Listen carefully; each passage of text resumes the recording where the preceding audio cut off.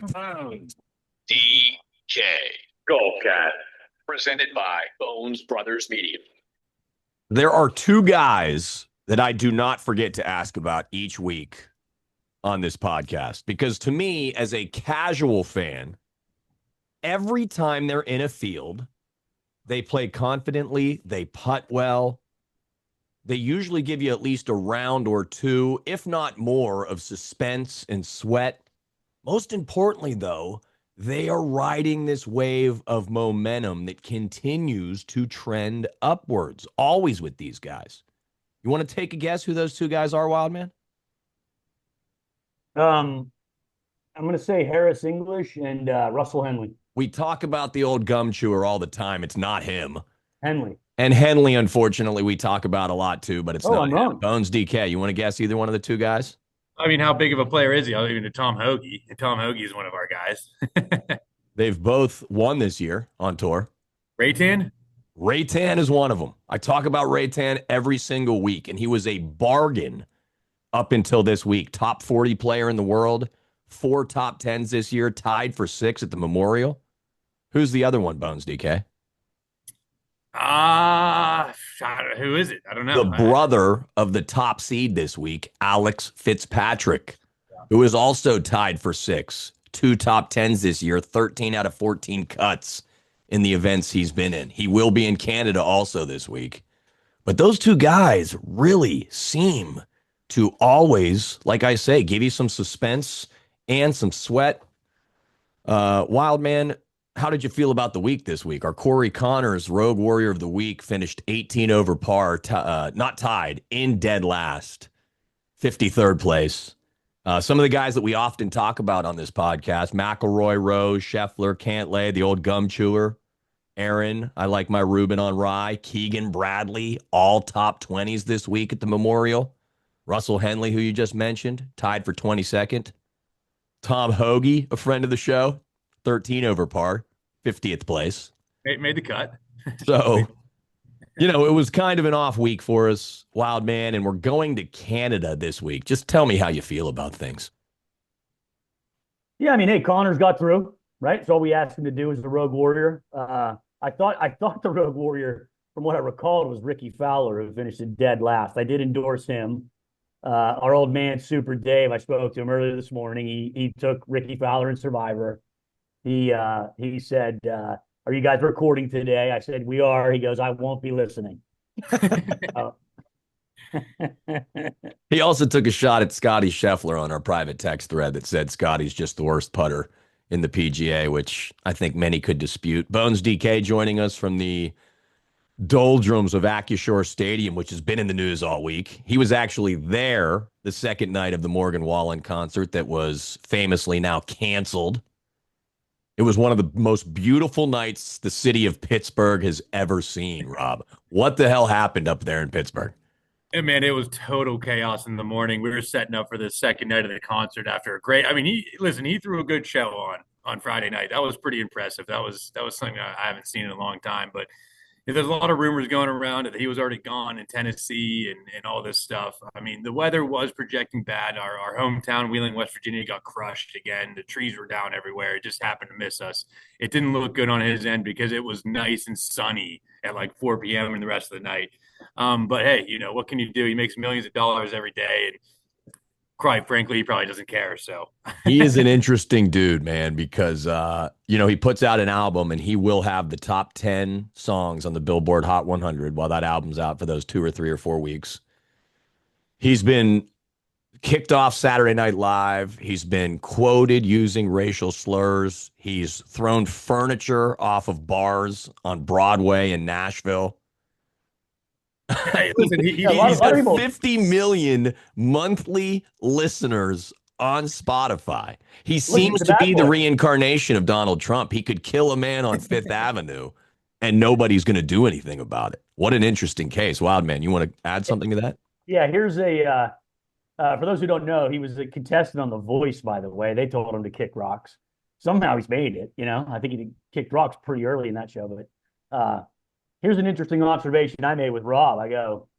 He goes, "Oh man, it's chaos down here." I go, "What is it? Just a bunch of chicks in frayed jean shorts and cowboy boots and cowboy hats. He goes, "Oh my God, every single one of them is dressed the same."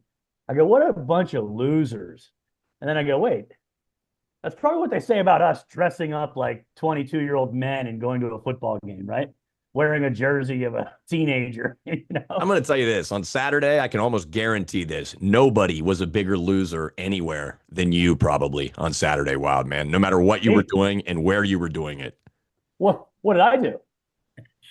Nothing. Exactly. They were out at least having a good time out there. Oh yeah, hey, I caught myself. I said this on our World Cup draw last night. I go, if you think I'm the biggest loser on earth, I am.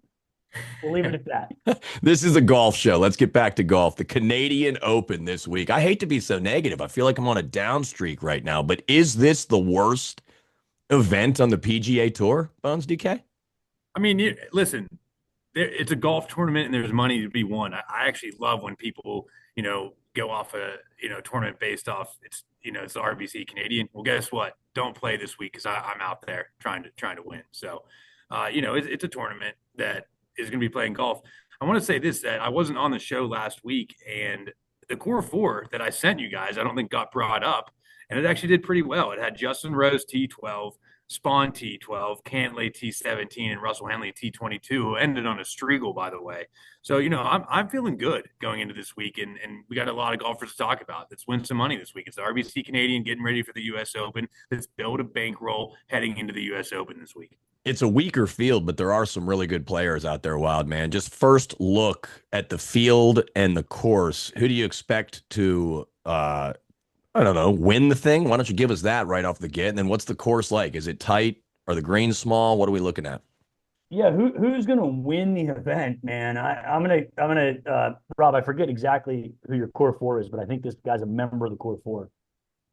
It feels like a field where or maybe Brooks Koepka makes a couple putts and gets to 16, 17, 18 under, putting himself right in position for the narrative heading into the U.S. Open, right? Now the course is a par 70, so there's only two par fives. The real meat of the course is the par fours. Several of them measure over 500. The fairways are rather wide, which creates one of the easier courses. Now, remember, the Canadian Open is played at a different course almost every year. This is only the second rendition at TPC Toronto North after last year. So it is back-to-back here. But if you're going course history from 24 back, those are different courses. They don't necessarily have any correlation to what's going to happen here, other than probably the grass seeding and stuff. But pretty wide fairways, pretty easy course. However, the fairway, the rough is long, 3 3/4 inches. So it can get you into some trouble if you're in the rough. So we're looking for fairway finders. We're looking for longer hitters, par 70, 7,400. And the two par fives are very gettable. Lastly, they're bookend par fives. So if you're a showdown player, you're going to want to look at guys starting on 10 tomorrow and on Saturday. They'll get the back-to-back 18-1 par fives. Gives you a little bit of an advantage on the streak there. Very good stuff right there. As I said just a moment ago, the field's not loaded, but there are some premier names in here. Fitzpatrick is our top seed. That's Matthew Fitzpatrick, 10,500. Fleetwood, who actually had a good week last week, top five, excuse me. He's at 10,300. Sam Burns seems a little overpriced for me at 10,100. And then Colin Morikawa, Wyndham Clark. I'm thinking about the old San Francisco Giant there, but Wyndham Clark's on fire right now too. And then Brooks Koepka, who I don't mean to spoil it, but that is our first guy in the core four, Brooks Koepka. So those top six guys, what do you like and not like about them, Bones? I mean, listen, I'll tell you one thing is Sam Burns kind of hit my radar in the last 30 minutes. And it's funny you say he's overpriced here. This was played at this course last year. Sam Burns came in second. He's fourth in par four scoring and also is just playing really good golf right now. So to be honest with you, I love Brooks Koepka, but I think a fair shout out to the core four is Sam Burns. Coming off a fourth place, 26, 37, 38, 16th. I mean, just making a ton of cuts right now. And leading up to the U.S. Open, I actually love Sam Burns at 10-1 this week. He's definitely my favorite play in the 10K range. Tommy Fleetwood, wild man, has never won in America. Can he win in Canada, though? Yeah, it's interesting. I mean, I was going to say, you want to talk overpriced. isn't he just overpriced every week? If you look at those top 10 or so guys on DraftKings, Rose, McIntyre, Koepka, Clark, Morikawa, Burns, Fitzpatrick, I mean, major winners, 5-time winners. I mean, this guy, he did win the Tour Championship last year, Fleetwood, a 30-man no-cut event. Big deal, right? It's like winning the red carpet. For him to be just always high priced like that, and you even saw it last week. He was in contention. He made that great eagle on 15 or 16, and you're like, okay, and just like poof into thin air, like Lopan, Gonzo, gone with the wind. A Big Trouble in Little China reference. Wow. Movie still holds up also. The Pork Chop Express, Jack Burton. There you go. Koepka's number 1 at 9,500 on the core 4. Bones DK, who's number 2? Yeah, I mean, just to bring up Brooks Koepka, I just think he's the best player in the field. And if you look at his results, he's churning out top 20s and top 15s here. He just seems so close to having a breakout win. And doesn't it just make sense as a scenario that he would win this tournament or come in the top 5, and then all of a sudden everybody wants to play him at the U.S. Open and a major coming up where he has 4 major wins, or maybe even 5. He eats at majors, so it just wouldn't surprise me that he comes out and tries to do really well this week, and all of a sudden he's on everybody's radar. So I want to be a week early on Brooks Koepka. I absolutely love him this week. And a fairly bargain price there too at 9,500 for sure. Yeah. The second guy in my core 4, who you guys already mentioned this week, ride the wave of this guy, Raytan, $8,800. The guy is just followed up with a 6th place last week after his win. Usually people digress after that. No, he's still here. One of our key stats of this tournament is strokes gained off the tee. He's 20th off the tee. And another important thing we're looking at is driving distance, and he's 27th in driving distance here. Ride this wave. Love his price. I do think he's a little tiny overpriced, but it makes sense with how he's playing right now. Let's fire up Raytan and keep winning off this guy. I mean, he's been winning. If you play him, you're winning money. The thing that was so nice about Raytan that DraftKings had not caught up to was Raytan's world ranking. He had been ranked in the top 35 in the world for the last few months, and DraftKings had him down in that sub $7,000 range, and you could eat pretty well with Raytan then. 8,800 though. I still like where your head is, and I stay the course, man. Stay the course. Let's stick with Raytan here, and let's see if we can get him a win. Wild man, you agree? This too. Yeah, I mean, if you can go back and listen to our pod, I think it was going into the Zurich or possibly the tournament before that. I'll go on record and saying we were the first guys on this guy. I mean, we said, look out for this guy. He's a breakout star coming up. It feels very similar to like where we were on Scheffler 5 years ago at the PGA when he was like 7,300, priced next to Ches Reavie. And we said, this guy's talented, man. He's young, and his world record is creeping up. And I mean, look, overpriced. First at the Truist or wherever that signature event was, and 6th at the Memorial at Jack's place last week. I mean, come on, man. Feels like a tournament. Again, Raytan could win to get his 2nd of the year as well. So we got Koepka at 95. We got Raytan at 88. Those are 2 of the core 4. Who's number 3, Bones? So I'm picking a guy at $8,000, and this is a very, interesting range here. You got Eric Cole there. You got Keith Mitchell, who's a bomber, has good history here. But I'm going back to the old Wiley Canadian here. He's kind of sneaky playing good. Our boy Nick Taylor at $8,000. He has made 13. He's made 7 straight cuts, and it was played at this tournament at this course last year. He has a 13th, 7 straight made cuts. This is a guy that is a 5-time tour winner, Nick Taylor. When you look around those guys around him, Keith Mitchell, does he have a win on tour, Wildman? Keith Mitchell? Yeah, he does. Okay, he's got one maybe. Then Eric Cole, yeah, he's been playing great, but I just like Nick Taylor. I think he's going to be overlooked this week. Love him at this kind of course.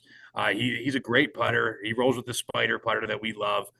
Good off the tee. He kind of isn't a bomber per se, but I just love him here. I'm telling you, this guy's going to make the cut. In the core 4, we want 6 for 6 this week. 6 for 6 this week. Nick Taylor's a fine play, and he's going to make the cut 100%.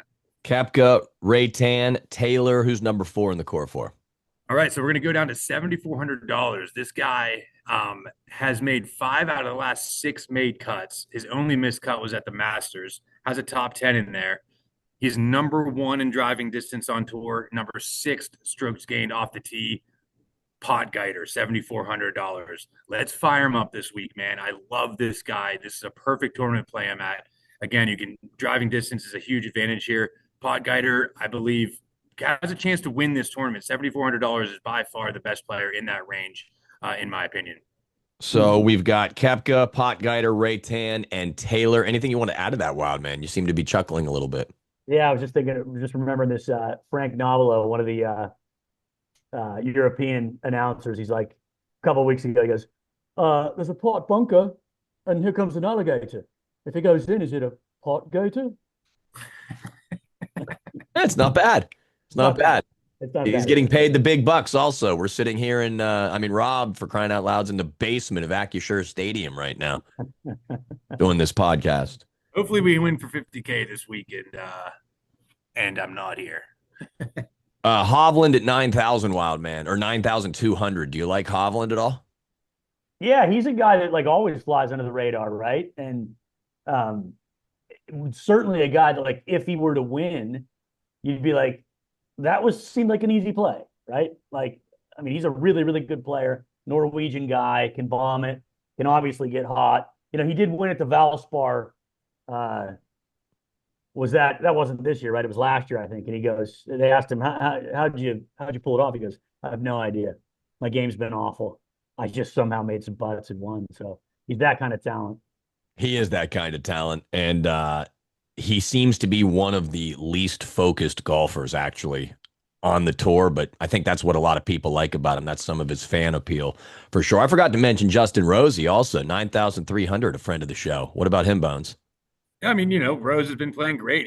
He did the equipment change 4 tournaments ago, and he went 65th, 45th after that. But then now he's rounding into form with a 10th and a 12th in his last 2. So, I mean, Justin Rose is one of the best players on tour.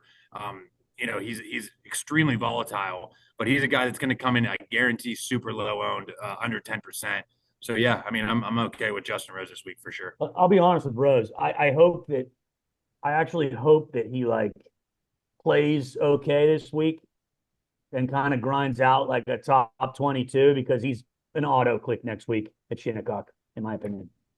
Alex Fitzpatrick, who we talked about at the top of the show, 5 top 10s, 13 out of 14 cuts. The price caught up with him, though, 8,700. A little steep for that, Wild Man? I don't know, man. I mean, he shot a 65 on Sunday at the Memorial. I mean, he just looks like a little chubby guy walking around out there, and you're like, oh, he's riding Matt Fitzpatrick's coattails, kind of like I'm riding yours, Edge. Yeah, I don't know. It's hard to deny. Now we got kind of snake bit on Alex Smalley last week, very similar trajectory. 7th, 4th, 2nd, 3rd, 14th, 17th, 7th. And then he goes 83, 79 to finish last. So I could see a wide range of outcomes from Fitzpatrick this week, including a top 5, though. Aaron, I like my Ruben on rye. 8,300, Bones. Wasn't too impressive last week. I think he did make the cut. I mean, he finished, I think, in the top 30 last week. Yeah, he's playing good golf. He came in 19th last week. Won the PGA championship. So yeah, major winner coming at $8,300. I think that was kind of random, and I'm not playing Aaron Rai this week. I'll just say that. Could you go back to Corey Connors, Wild Man, after the insanity of last week, 18 over par? He is a Canadian, though. He probably knows this course well. Yeah, I think you can. I mean, he's like he's not going to finish in 50th or worse for the rest of his life, Maybe he might. Yeah, I mean, well, maybe you're right, but he's a couple-time tour winner. I think he's just kind of in a bugaboo right now. But yeah, you go home to Canada. He's from Ontario, so he probably has played this course before and probably played some junior stuff here. Maybe he's won some junior stuff here. So wouldn't surprise me if the family being around and the friends being around, he's got a big rooting section out there that he could do something good. All right, the crazy thing about Corey Connors is like he's not playing well this year. He has 0 top 10s, but he's also made 11 straight made cuts. So it's like he's playing good enough to make the cut, but just not doing anything after that. So I don't know what's going on with him, to be honest with you. He's a good player. Short putting there. You He's got to just like him on awkward. Canadian soil, though. You got to like him on Canadian soil. Yeah. Two more guys before we get your flyer of the week, Wild Man. We're going to throw these off Bones DK, though. Tony Finau, 7,400. He's been trending upward in the last few weeks here. And then Doug Gim is actually 7,500. He's more expensive than Potgieter. Why is that? I'm not really sure. I mean, Gim, he's actually great strokes gained off the tee. I think he's in the top 10, to be honest with you, or top 20. I did a little research on him, but he's just like a really short hitter. I'm just not a dumb Doug Gim guy. I get him sometimes, but he's not going to find my lineup. You got to look at guys like Greiserman is a bomber, Kiefer, and the defending champion Ryan Fox. I mean, it makes sense. That dude, that guy is known for bombing the ball, and these are the type of guys that wins this tournament. So again, Ryan Fox, he's actually playing sneaky good, $7,800. He's coming off 5 straight made cuts. Nothing great, but I think Ryan Fox is a great play this week. Tony Finau, I've played him enough. I'm not on Tony Finau anymore. He's like doing videos with his kids on Instagram. He's like dancing and like dressing up like Michael Jackson. Enjoying his life? Yeah, unlike me. What a punk, you know?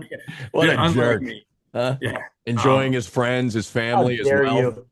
How dare you? How I could need he? him to focus on golf. Okay. But the guy I do like at that range is Jaeger. He fits the mold of the kind of player you want to have here.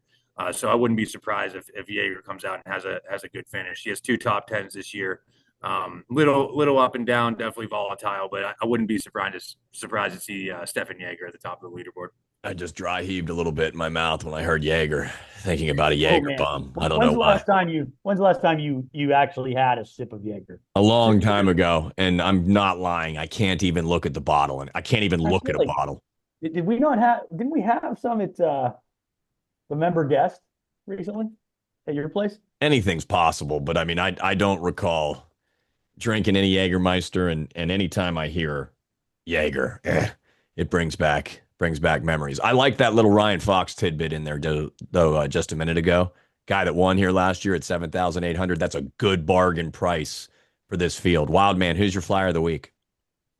All right, flyer of the week. So we are going to put a premium on driving distance, given the fact that these are some of the wider fairways on tour. He's won on the European tour. His world ranking does not support very much. I believe he's 180th or maybe 180th plus. Had an 18th year last year. He's not going to statistically be on your radar in 2026 because he's not played enough events to qualify for statistical ranking. But he hits it 320 off the tee. He was 4th in driving distance in 2025 on the tour. We're going with a Swede. I drew him in the World Cup last night, Sweden. Jesper Svensson is going to be the flyer of the week. I like anybody who's a pro golfer with the first name Jesper. Also, you just know that they're going to give you their best out there and just leave it all on the course, play their hearts out. Any good prop drops for us this week, Wild Man?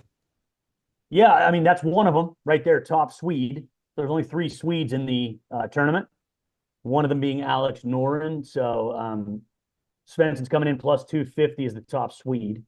So really, you're getting plus 250 over a tournament match with Alex Noren. And there's another guy named Pontus Nyholm that's in it as well, who could, I guess, do something.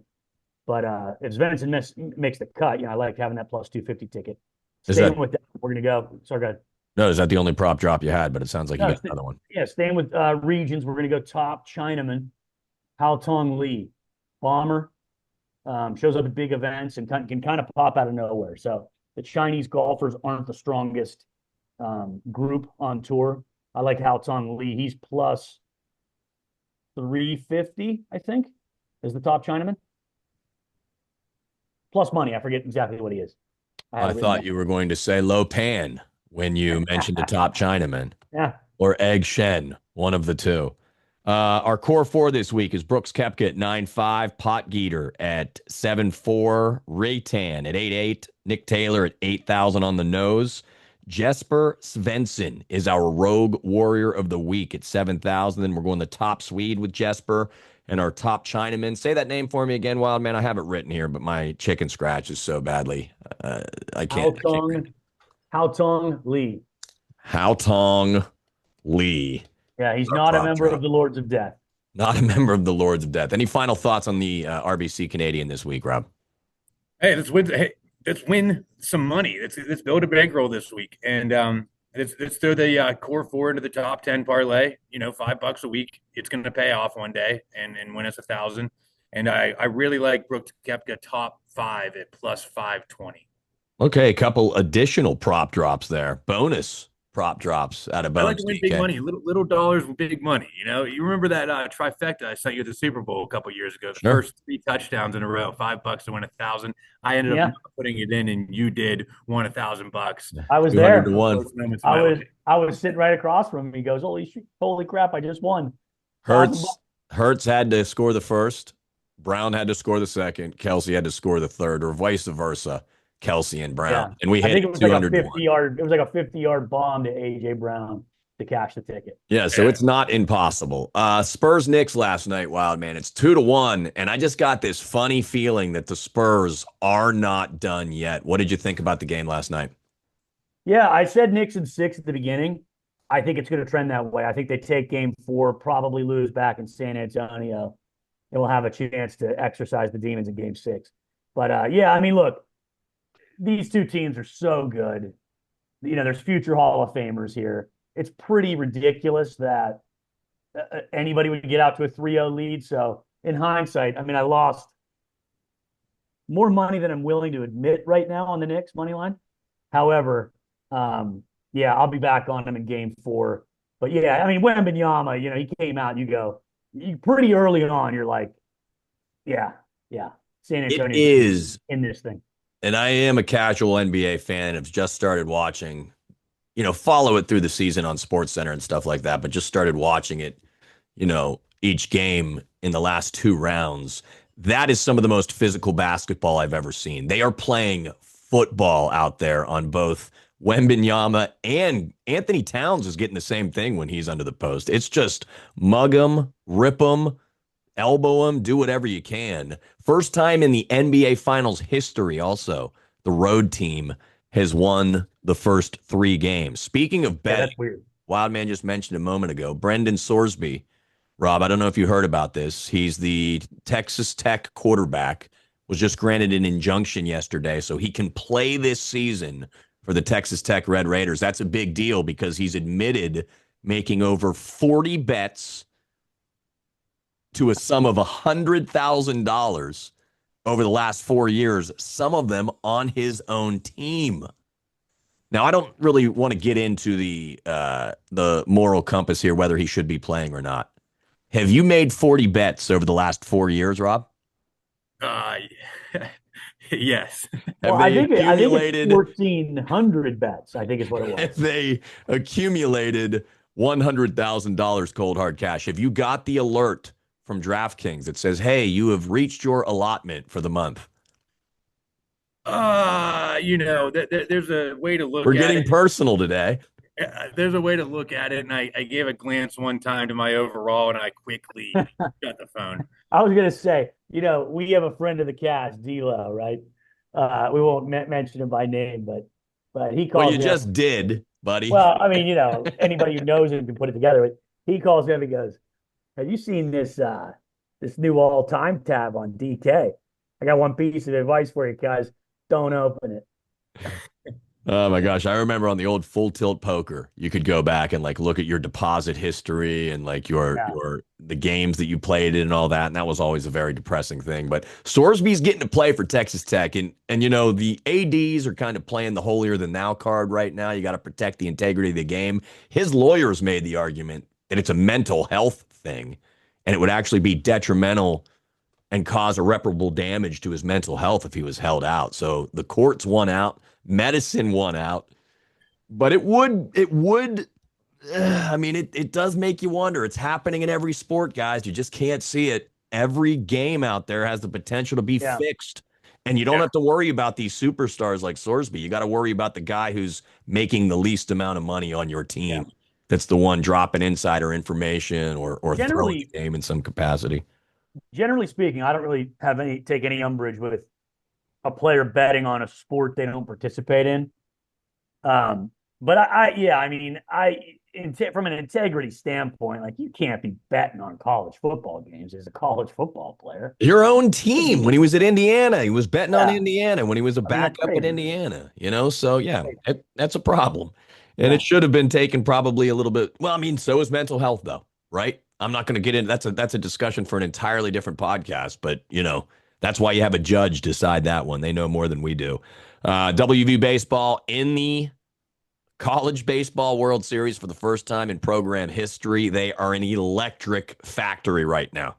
They could charge the entire city of Morgantown. They could light the lamp in everybody's house. There's that much energy. And I got to ask you guys, is there a hotter team in college baseball right now? The Mountaineers bats 1 through 9 are red hot. Their pitching is as good as it's been all season.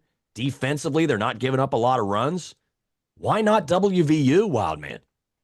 yeah. I mean, we talked about it. I think a week ago. Like their path looked pretty clean in right. Cal Poly and who do they have in the first round? Was it Troy?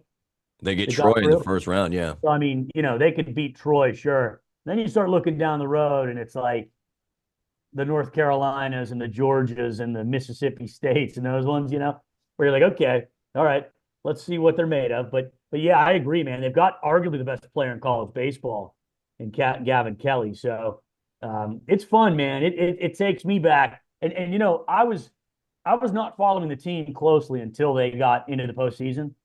But I will tell you, like at one point I had to hit info on my TV because I'm like, is this a local Morgantown feed on ESPN? I mean, that coverage is unbelievable, and how they're highlighting the country roads and kind of making them a Cinderella-esque type of story. So it's pretty cool, man. I'll Gavin be tweeting on Kelly, Friday. a Pittsburgh guy also. And the Mountaineers will be taking on a Troy team that has 30 losses this season. They're only 39-30, Troy. They must have had some injuries or something like that. Again, who follows college baseball until the postseason? So I don't really know what's going on with Troy, but the Mountaineers an electric factory right now. Rob, before we sign off the air, I got one more personal question for you. All right. 11,000 bottles of Noble Oak bourbon was stolen in broad daylight yesterday from a factory just outside of Philadelphia. They have no suspects. Have you ever thought about robbing a bank? I have a couple outlines. Yeah. Every once in a while, I get a text message thread from somebody that'll be like, hey, let's rob a bank. Yeah, right. It's like, hey, did you see that Louvre heist? You still interested in what we talked about before? I mean, people are crazy, man. I don't, even if you have that, how are you going to sell it? What are you going to do? I have no idea, man. Hey, it's Philadelphia. What a surprise. I was going to say, read about it on yahoo.com. I could maybe attach the link below the podcast in the comments.